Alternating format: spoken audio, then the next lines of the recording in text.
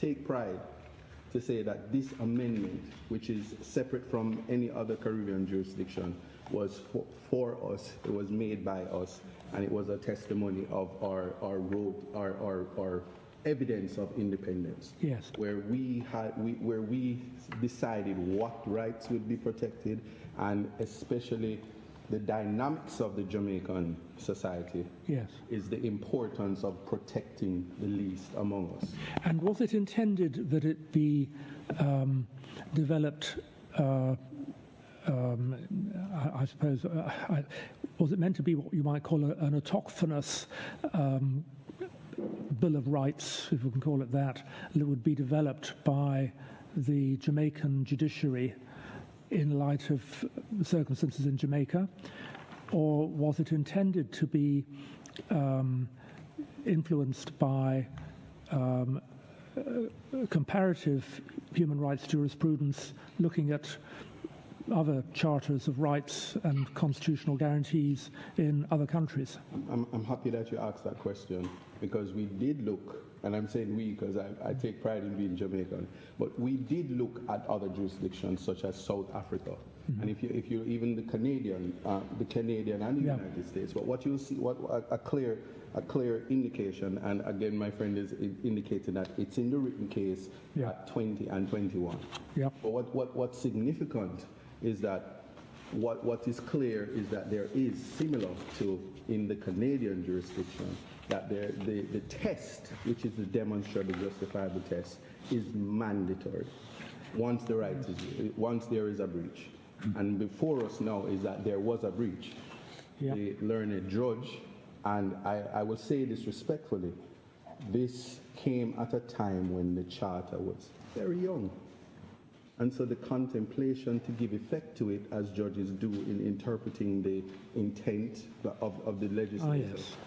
Oh, yes, and I see paragraph 13 draws our attention to what the Chief Justice Sykes has said, that it's autochthonous, which means it's indigenous, homegrown, originating with us rather than imposed from outside.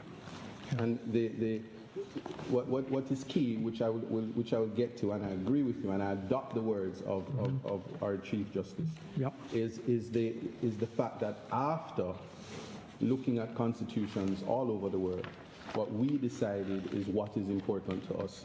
So what we have is a section 13.2b, and I know there are many persons, I quote it so much that it becomes an annoyance to many, but 13.2, the protection given to every citizen under 13.2b.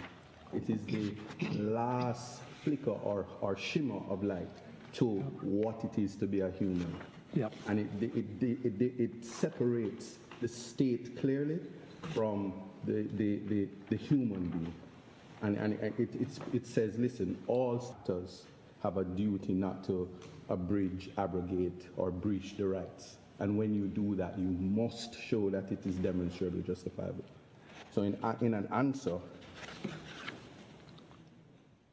yes, thank you. So in an answer to that, ladies and gentlemen, that balancing exercise as to the evidence when it was asked about, especially in relation to what was on JS2, doesn't even begin to come up until after the judge would have carried out that exercise of the demonstrably justifiable test, and he did not do it. Yeah. So we have nothing on the record as to any submissions from the state, from the Crown, to say, here, notwithstanding, it is justifiable. There were less restrictive measures, or here's why there is a breach. So we don't have that before us, and that is the one flaw in the judge's acceptance. And he evidence of that is he was concerned. He made words to my senior, Mr. Taylor, who is in the room, that if he was not daunted by the change in the charter, and the significance of it, the response at that level was nothing much changes even after the concession. But we do recognize the importance of it, but to submit to the court that the test wasn't done, and so there's no balancing exercise to which could have happened.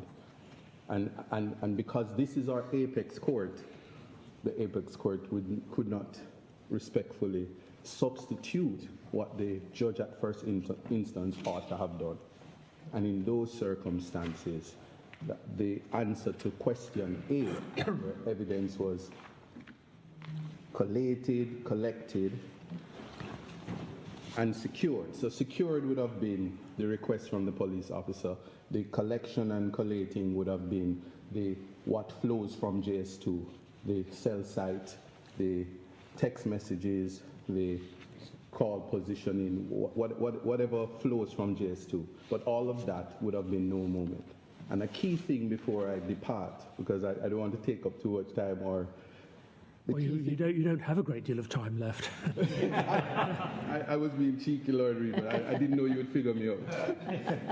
But the key thing in relation to that aspect is to understand that as we make heavy weight of JS2, what's incumbent on the judge was that in a demonstrably justifiable test, I would submit respectfully that in the absence of JS1, which was the controlled copy that the police officers did not have access to, and where the much counsel from the lower level, which Tom Tavares, KFC, would have said, listen, this is a man from Ireland who would have come to Jamaica, not given any effect to the right, and he gives testimony.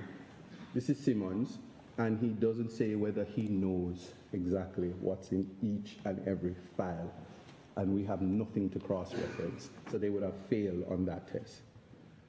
The last thing I will say before I take my seat, my lords and the lady, is in relation to the trial, the jury